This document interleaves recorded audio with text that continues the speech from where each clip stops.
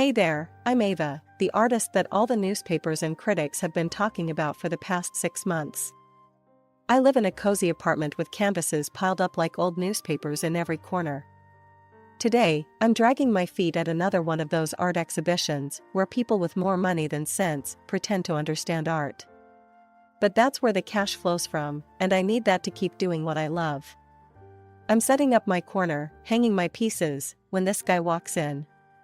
Looks sharp, suit and all, and he's scanning the room like he's shopping for more than just art. I peg him for another rich snob at first. His eyes stop at my biggest piece, and there's a pause. Then he strolls over, all casual like he's walking into a friend's house uninvited. "That's quite a storm you've captured," he remarks, pointing at my painting of a tumultuous sea. "Yup, it's a mess all right," I reply, wiping my hands on my jeans. Not really in the mood to entertain.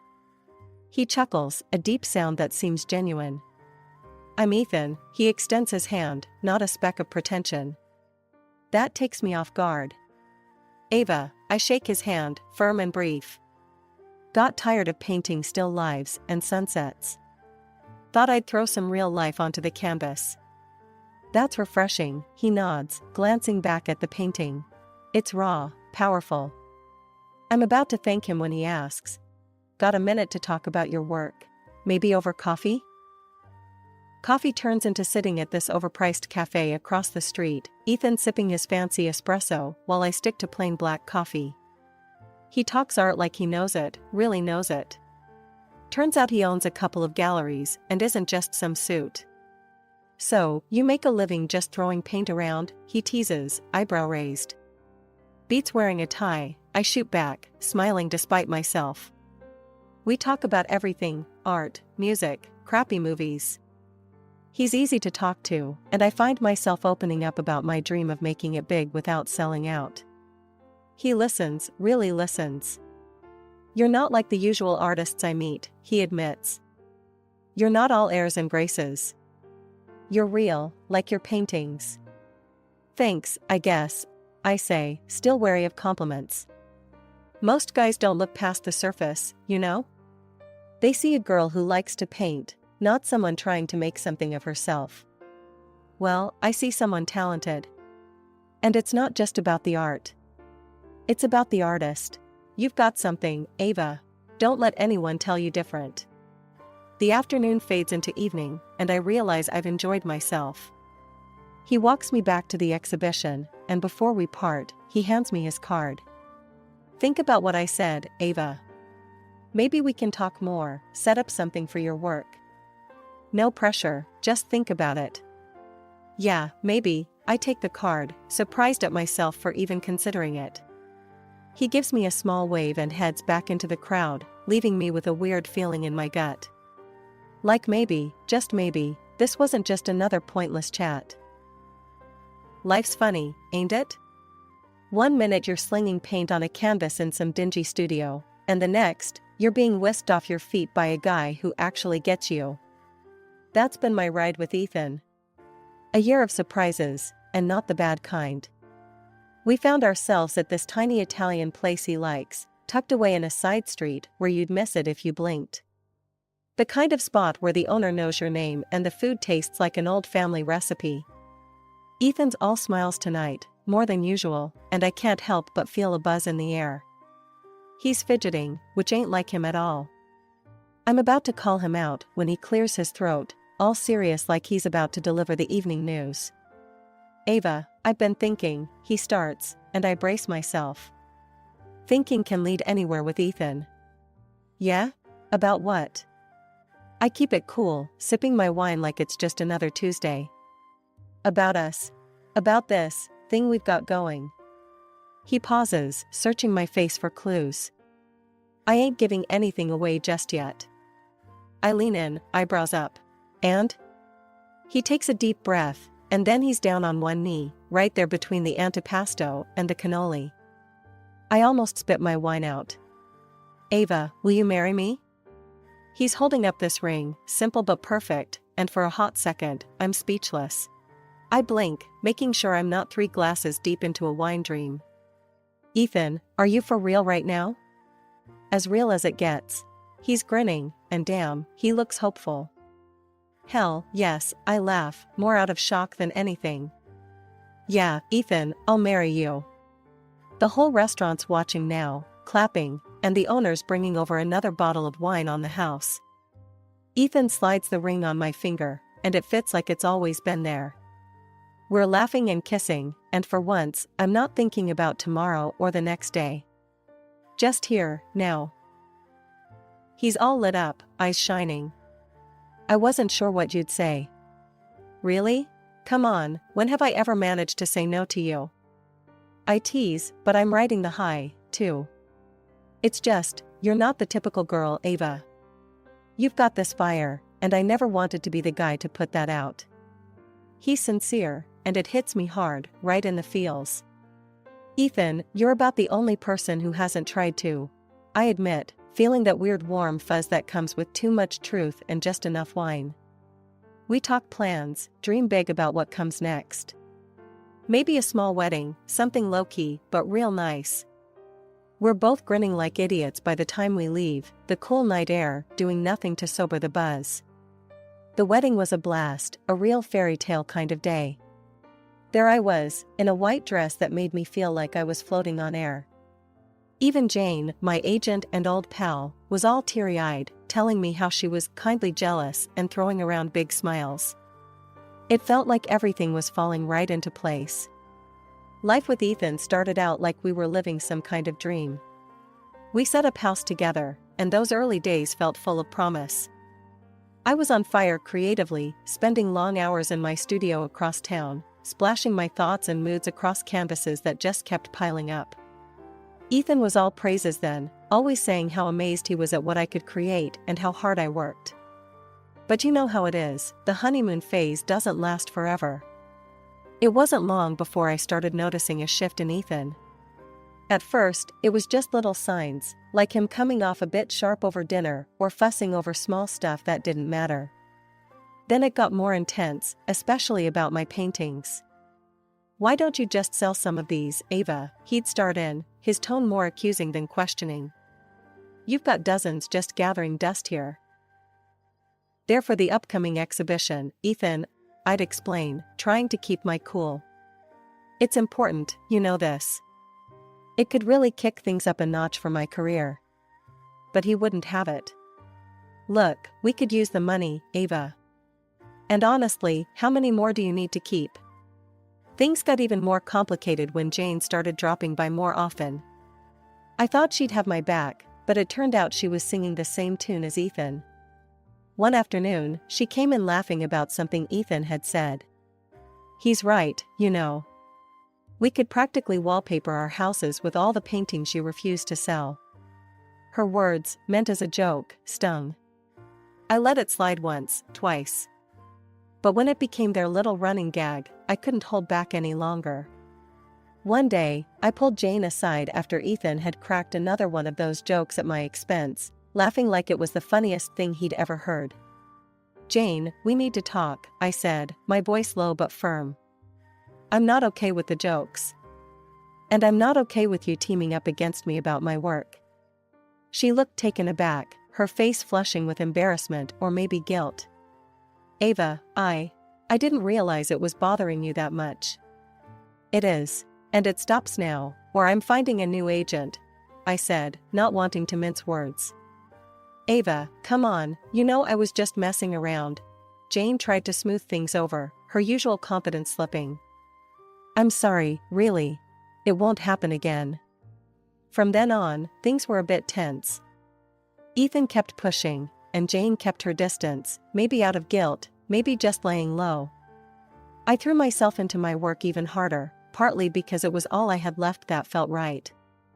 I wasn't just creating art anymore, I was holding on to the only part of my life that still made sense. Suddenly the smell of paint and thinner, once my allies, had turned into my enemies. Just stepping into my studio made my stomach churn. At first, I chalked it up to stress or maybe a bug I caught, but when the morning started with me hugging the toilet, I knew it was more than just stress or bad takeout. So, I did the one thing that scared me more than a blank canvas, I bought a pregnancy test. Waiting for those lines to appear felt longer than waiting for paint to dry. And there it was, a positive. My heart was racing, a mix of fear and something like joy. I was going to be a mom. I couldn't wait to tell Ethan. I imagined him being thrilled, picturing us as one of those happy families in diaper commercials. But reality has a lousy way of knocking the wind out of you. I told him that evening, the positive test in my hand like some kind of peace offering. His face dropped, and not in a good way. "Ava, we can't do this right now. This is the worst timing," Ethan blurted out, his words like ice water down my back. "What do you mean, we can't do this?" "It's happening, Ethan. It's real," I said, my voice shaky. "We need to get rid of it. We're not ready to be parents." He was almost cold, detached. My heart felt like it was cracking right down the middle. "No, I can't do that. I won't," I said, finding strength I didn't know I had. "If you decide to keep it, don't expect anything from me." His words were a slap, harsh and stinging. I broke down after he left the room. I've never felt so alone. My whole life was about creating, and here I was, creating a life, and the man I loved was turning his back on it, and on me. I called Jane, hoping for some support, some understanding. But even she couldn't mask her hesitation. "Congrats, Ava, but are you sure about this? Maybe Ethan's right. This could really change things for you, for your art." She tiptoed around the edges of what she really wanted to say. "I didn't call to debate this, Jane. I thought you, of all people, would get it." I hung up, feeling the rift between us widen. With the studio now a no-go zone due to my sudden aversion to paint smells, I spent more time outside, walking in the park, trying to clear my head. The more I thought about it, the more I realized I was on my own in this. Ethan became more distant each day, obsessed only with my work, or the lack of it. "When is your exhibition? When are you going to start selling again?" he would ask, not even trying to hide his frustration. I'd snap back. "It's on hold, okay? Can't you see I'm dealing with a bit more than just paintings here?" But he didn't see. Or he didn't want to. Our conversations turned into arguments, quick and sharp like a brush flicking too much paint off its bristles. I was alone, truly alone, but also determined. I had a new life growing inside me, and like my paintings, I was going to see it through, no matter how tough the audience. After weeks of battling morning sickness and steering clear of my studio, the day I felt like myself again, I couldn't wait to get back to my sanctuary. The smell of paint no longer made my stomach turn, and I was eager to lose myself in my work once more. But as soon as I stepped in, something felt off. A quick glance around, and I noticed gaps where there shouldn't be. Some of my paintings were missing. Panic knotted in my chest. I racked my brain. Had I moved them? Sold them and forgot? No way, I would remember selling my own work. I darted to the old PC tucked in the corner, the one hooked up to the security cameras I had installed years back when a local punk thought it'd be fun to tag the warehouse. I never thought I'd need them for anything more than scaring off vandals. Fast forward through hours of nothing, and then, there he was, Ethan, looking sketchy as hell. He was lifting my paintings, one by one, and then walking out. My heart raced. What the hell was he doing? Was he selling my work on the side? But why? I sat back, feeling like I'd been punched. I couldn't confront him, not yet. I needed more info. I grabbed my phone and dialed the number of a private investigator I'd found online, someone with good reviews who didn't look like they'd spill the beans for a quick buck. "Yeah, I need someone tailed. My husband.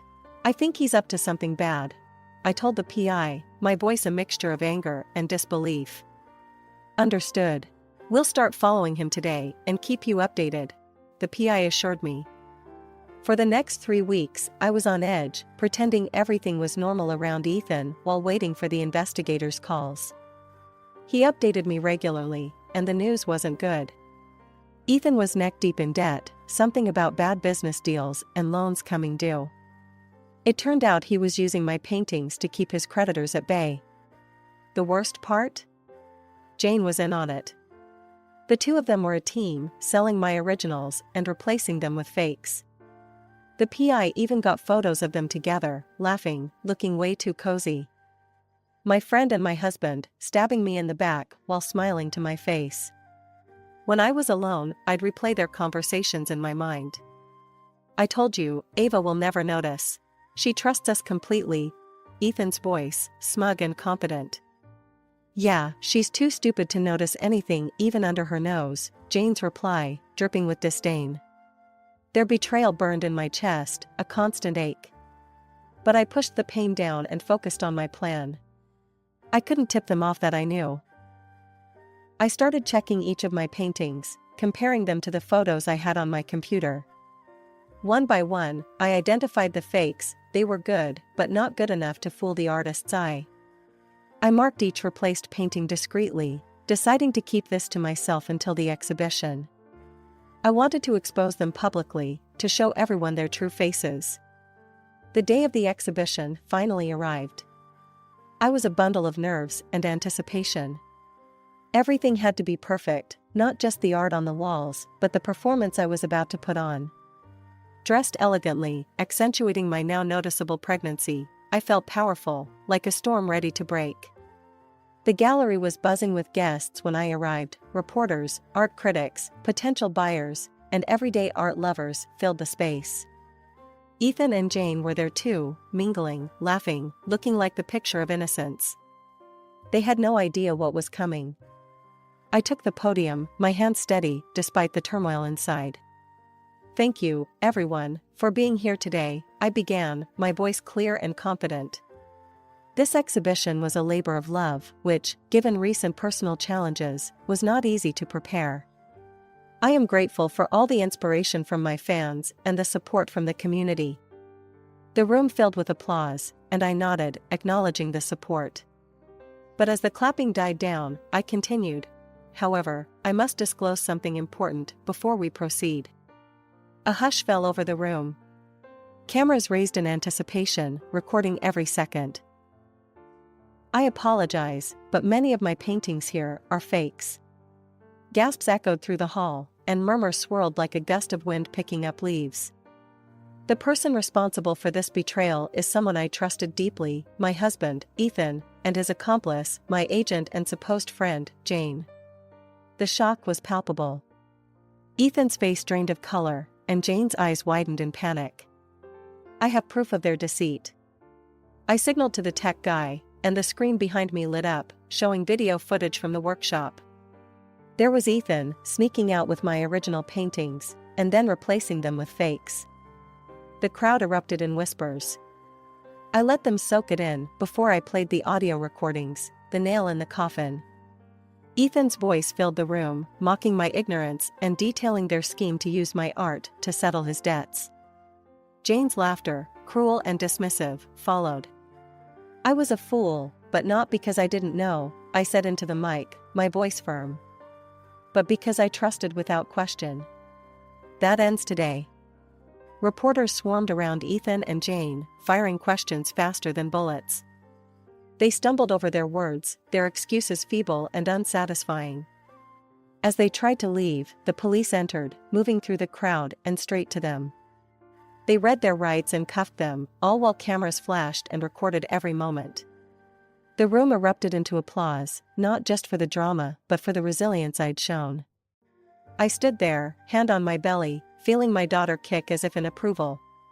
The fallout from the exhibition scandal turned my life upside down, but this time in a good way.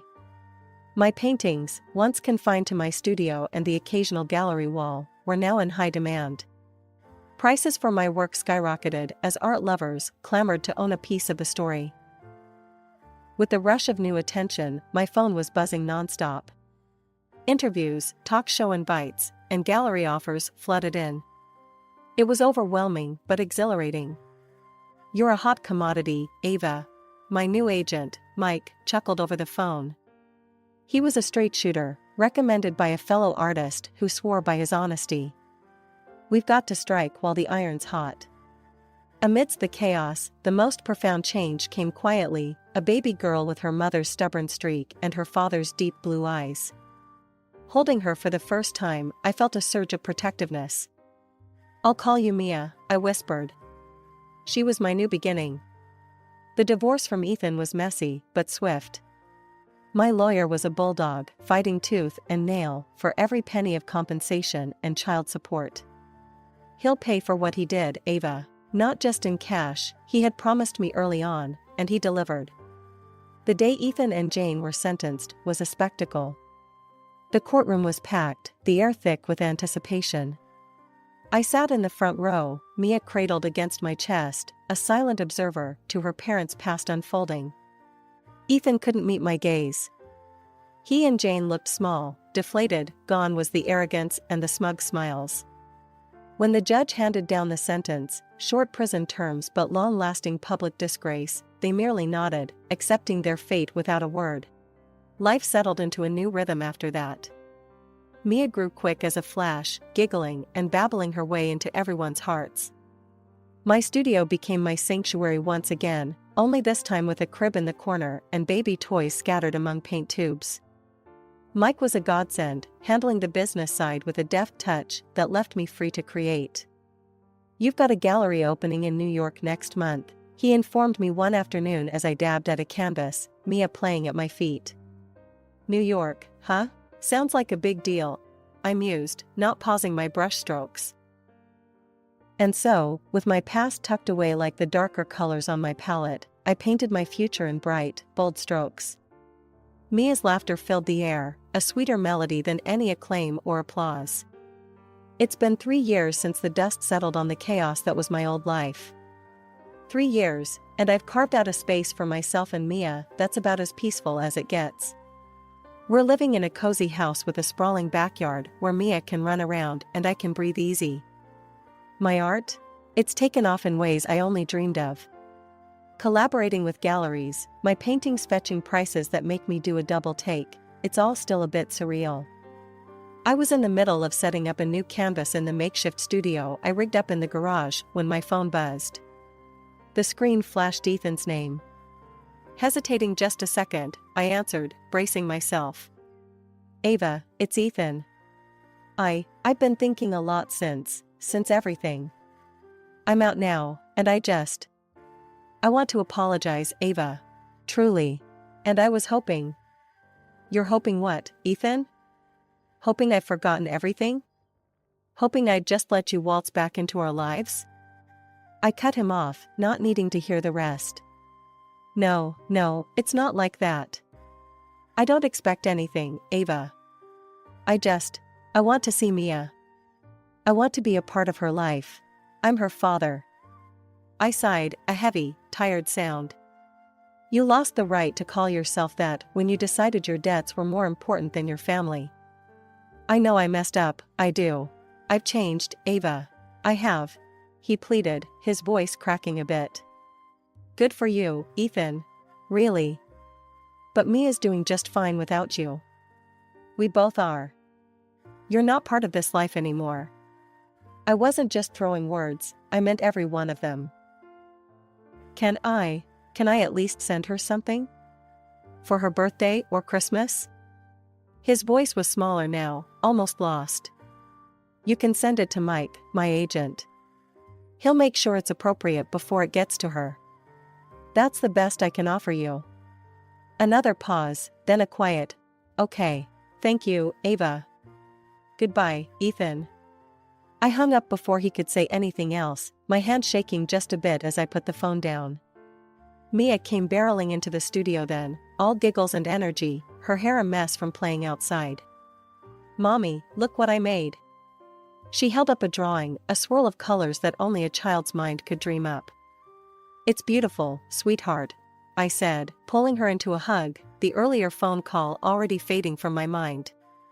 "Absolutely beautiful." Life had a funny way of balancing out.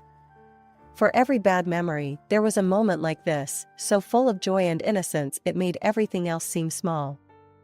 I was making art, raising my daughter, and living a life I had fought hard to reclaim. No, it wasn't always easy, but it was ours, and it was filled with more love and laughter than I ever thought possible. The galleries kept calling, Mia kept growing, and I kept painting, Our days a canvas that we filled together, bold and bright. Ethan was just a shadow, a part of a past chapter that was closed and done. As Mia tugged on my hand, pulling me back to her world of make-believe and masterpieces, I knew we were exactly where we needed to be. In a home filled with love, light, and the laughter of a little girl who knew she was the heart of her mother's universe. All right, everyone's presentations are done, Nick, the manager, said as he tried to move the discussion forward. Excuse me, I haven't. I recently found out something. Nick interrupted me and began to speak. There's apparently someone in this department who didn't graduate high school and is just a part-timer.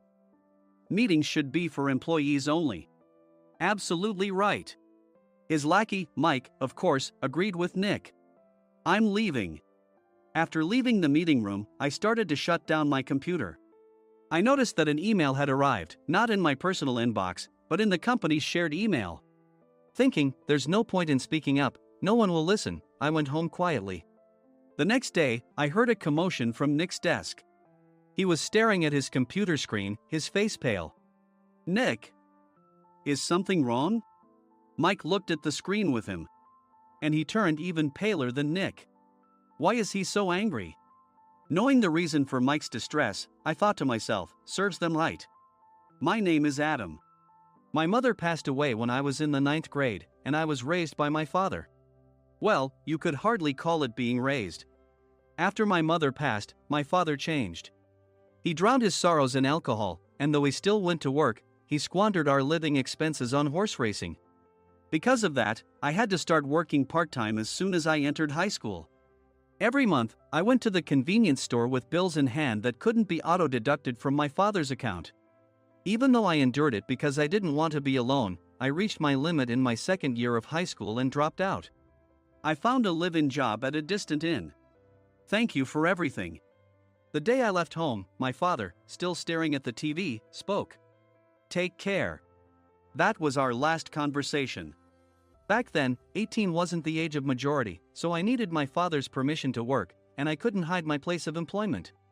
Yet, my father never visited me even once. I kept working just to survive, and before I knew it, I was 42. Years of hard work paid off, and I was transferred to the headquarters. I was thrilled to be recognized by the company, as I thought I'd be working in the field until retirement due to my lack of formal education. Listen up. Our work can change the future of our employees. Don't drag us down. On my first day after the transfer, Nick, dressed in an expensive suit, spoke sternly. There was a reason for this. Our inn was located in a prominent tourist destination, known so well that everyone in the state could sing its commercial jingle. At its peak, we had 5 locations within the state. But that was long ago. Due to financial difficulties and aging facilities, only the place where I had worked for many years and the original establishment remained. I was prepared to lose my job anytime, but now there was a glimmer of hope. With the rise of social media, the tourist area where the inn was located started gaining attention again. Depending on how hard the sales department, where I was transferred, worked.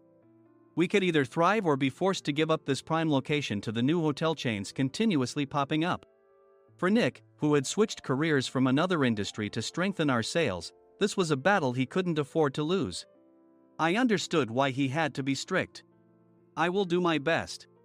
Nick sneered at my enthusiastic declaration. Did you not hear what I said? I'm sorry. I thought I was listening carefully. Out of habit from years of customer service, I apologized reflexively, though I had no idea what had offended him. Someone was watching me with a smirk. In this department, there are those who are expected to excel and those who have been shoved here because they have nowhere else to go. You are the latter. It was Mike, the section chief. He's 7 years younger, at 35. But he was called to headquarters much earlier than I was and had been moving around within the headquarters ever since. I'm not jealous, but I can't accept that he's my boss. Graduating from a prestigious university, he has an unusually high pride and caused many problems as a newbie, making things very difficult for me when I was the front desk leader. When I found out Mike was transferred to the sales department a month before me, I was disheartened. Mike is right. With just a middle school diploma, there's not much you can do. Don't even think about achieving results. As if I didn't exist, Nick remarked, "I'm thirsty." Mike eagerly ran to the coffee maker. It seems Mike is Nick's lackey. I regretted being happy about my transfer to headquarters, wishing I had stayed on site forever. Send a direct mail to every company on this list by the end of the day. Nick only assigned me tasks that even a new graduate could handle. What? There are over 1,000 companies. You want me to send to all of them by today? Yes, if you and your fellow misfits split the work, even those with nowhere else to go should finish by today. I glanced at the employees typing away expressionlessly. They were worn out from customer service, only thinking about leaving on time, or were women reassigned after having children. With zero motivation for work. Even Sam, a new graduate from the same university as Mike, who was supposed to be among the expected achievers, had no enthusiasm for the job. Having joined the company wanting to do customer service. "I don't care what they say, I plan to quit anytime," he said. Only Nick and Mike were highly motivated, making all the decisions between the two of them. I originally only wanted to work at the inn to survive and had no particular attachment to this job.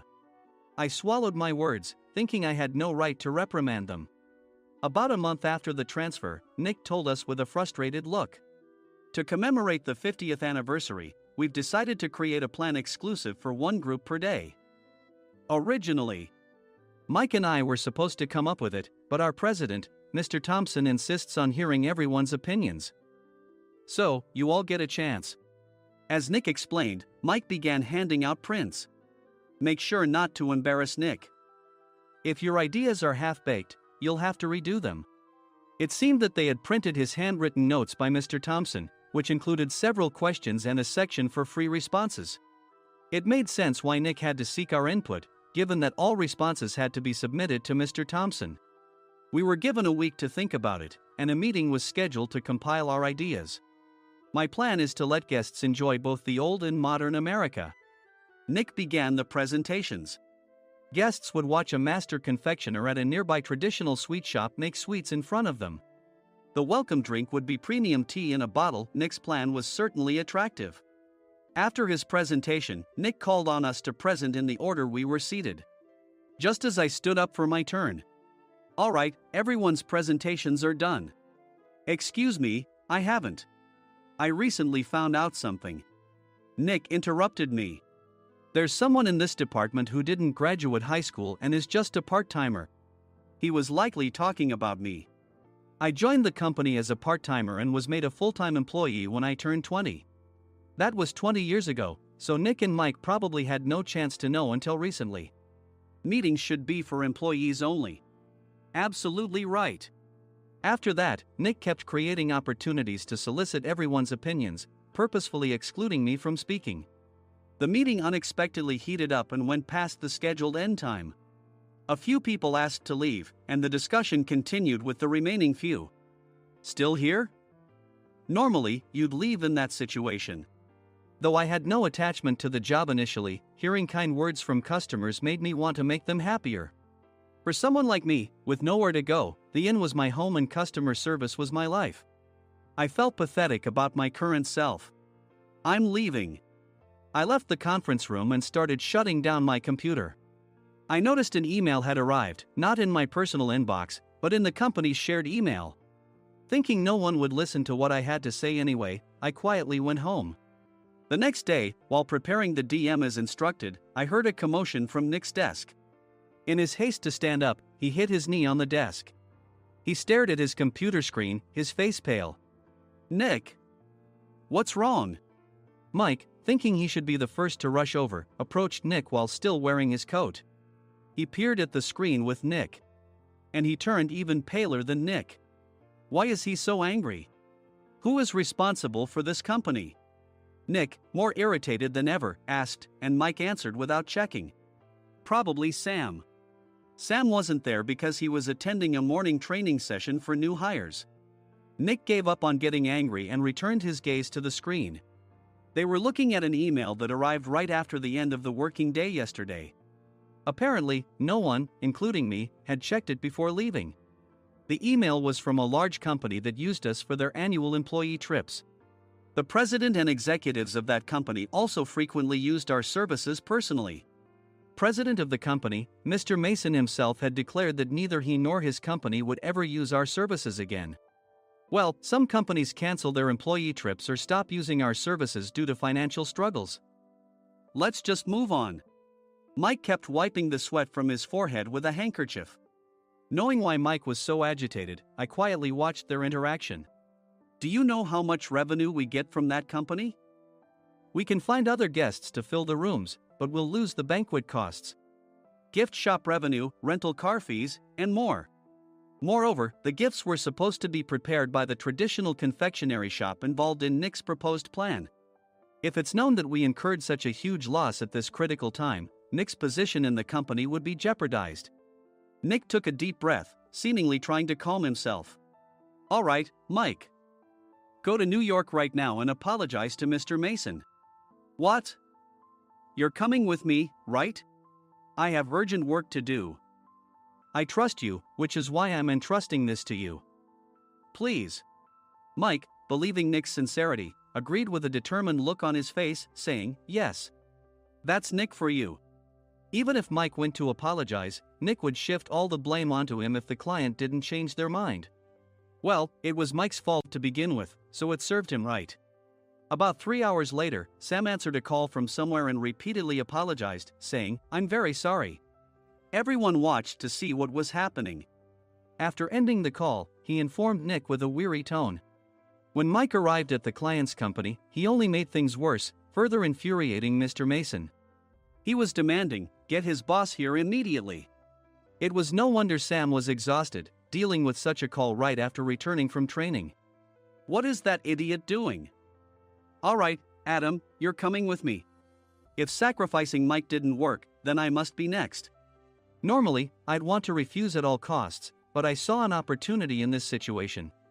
If I can be of assistance, I'd be happy to join you. I immediately followed Nick, and we flew to New York.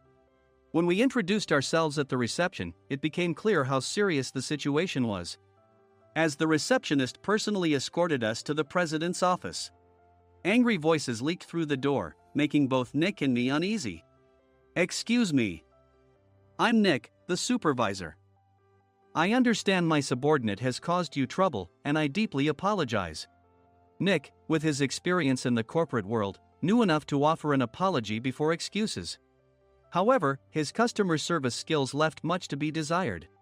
I sighed as I saw Mike trembling like a small dog in the corner of the room. What kind of training are you giving your subordinates? Mr. Mason glared at Nick with a red face. The intensity of his gaze made even Nick take a step back.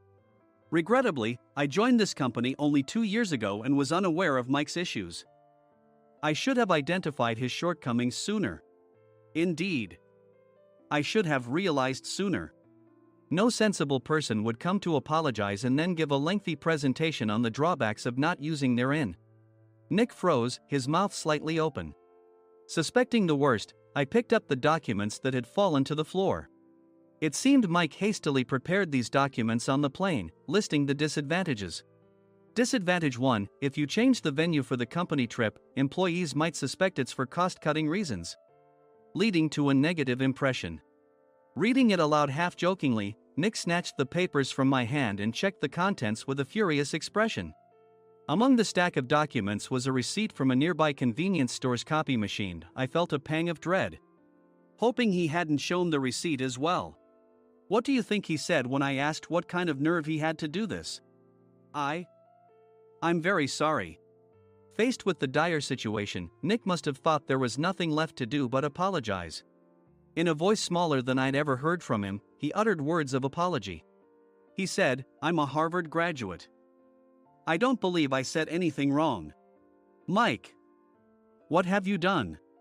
Forgetting his plan to pin the blame on Mike, Nick yelled loudly, even in front of Mr. Mason. I didn't do anything wrong. You're still saying that? Look at him. Mike pointed at me with a shaking hand. I was assigned to headquarters in my 20s and now I'm a section chief. This guy only made it to headquarters at 42. Everything I've done proves I was right. So why are we losing the contract? Having said his piece, Mike collapsed to the floor. Of course. You were sent there because you had nowhere else to go. Mike never expected to hear such words from someone he looked down upon. He lunged at me, and Nick hurriedly stepped in to stop him. Mr. Thompson told me Mike is a quick thinker, and to take good care of him. There's no way he was pushed aside. Don't make things worse here. He didn't say quick thinker, he said only quick-witted, didn't he? I don't remember that part. I recalled the many troubles Mike caused when he was a newbie. When Mike was on the front line, his pride was so high that he never apologized to customers.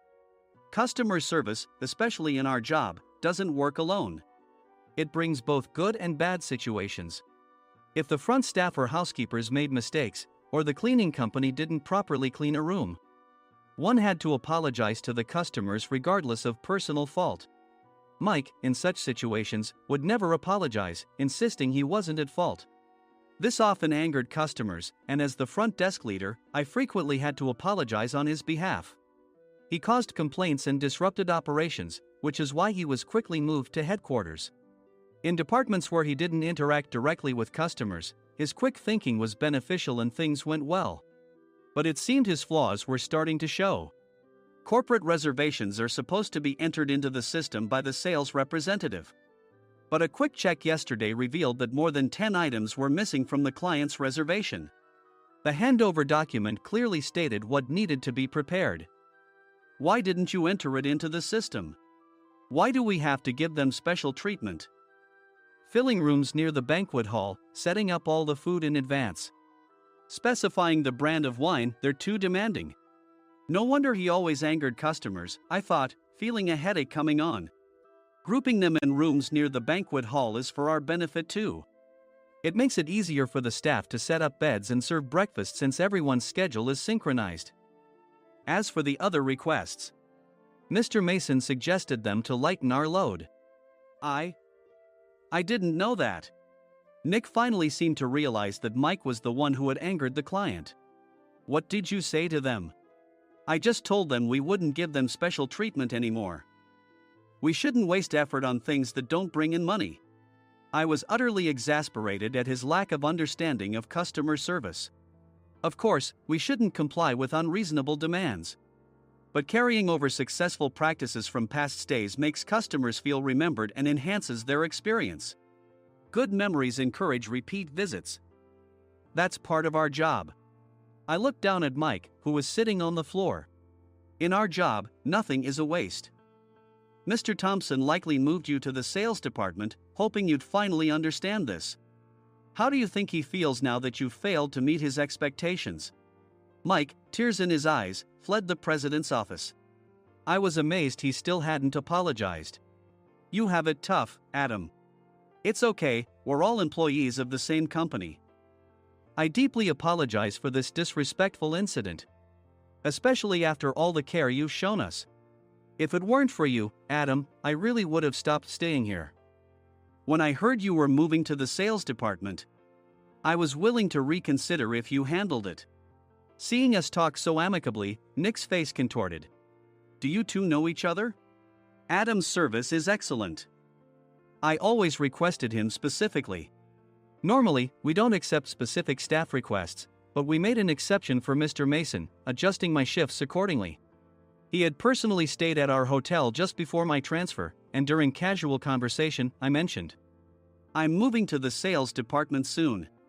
If I hadn't told him then, things could have been much worse. Please continue to take care of us. I look forward to it. On the return flight, Nick awkwardly offered me a can of beer. It's still working hours. Of course, I had no intention of forgiving him for a single beer. Nick might try to pin everything on Mike and avoid any consequences. While pondering this, a startling fact came to light. Nick, the tea bottles for the plan have arrived. I handed Nick a bottle labeled with our inn's name. They look good. What are you talking about? These are plastic bottles. I had assumed we would use the trendy, high-end bottling tea. But what arrived were ordinary plastic bottles of tea with customized labels. The only unique aspect was the label, which had the inn's name, making it look customized. Upon further investigation, I discovered that a substantial amount of money was set to be paid to the tea company. It was priced like bottling tea. Does this plastic bottle really cost $100 each? The tea inside is specially blended for us. The extra cost is for that. Wouldn't it be better to use another tea company? Or is there a specific reason we must use this one? As Nick continued to make excuses, I showed him a printed email. I informed the tea company's president, Mr. Mitchell, that we discovered irregular payments and he confessed. He said you two were high school classmates and planned to split the extra money. That idiot. Why did he confess? That's not important. You should worry about yourself, this could turn into a police matter. Opening the bottle cap, I suggested. How about calming down with this tea? It supposedly has a relaxing effect. Nick drank the tea frantically. In the following days, decisions were made about their fates. Mike was reassigned to the General Affairs Department, with no chance of transfer or promotion, as per Mr. Thompson's orders. As for Nick, since the payment to the tea company hadn't yet been made, he narrowly avoided legal trouble. Instead, he was encouraged to leave the company, and to avoid further complications, Nick submitted his resignation. Rumor has it that connections between HR departments have made it difficult for him to find new employment. Even though it was good to have those two gone, something unexpected happened in the sales department. Everyone became motivated and united in refining the 50th anniversary plan. In the end, my plan was adopted. We collaborated with the Tourist Information Center to provide personalized guides. The plan, tailored to the number of guests, was truly special for the 50th anniversary. Hey, is Adam's family coming to stay? I immediately booked that special plan for my family. Sam noticed it on the reservation list and quickly picked up on it. Yes, I'm inviting my father. That's great. I might invite my parents too. I lacked the courage to face my father just as Adam. But here, with the confidence Mr. Mason praised, I felt ready. The 50th anniversary plan was a perfect opportunity to reconnect with my father. I hoped to bring back the days when we could laugh together as we once did.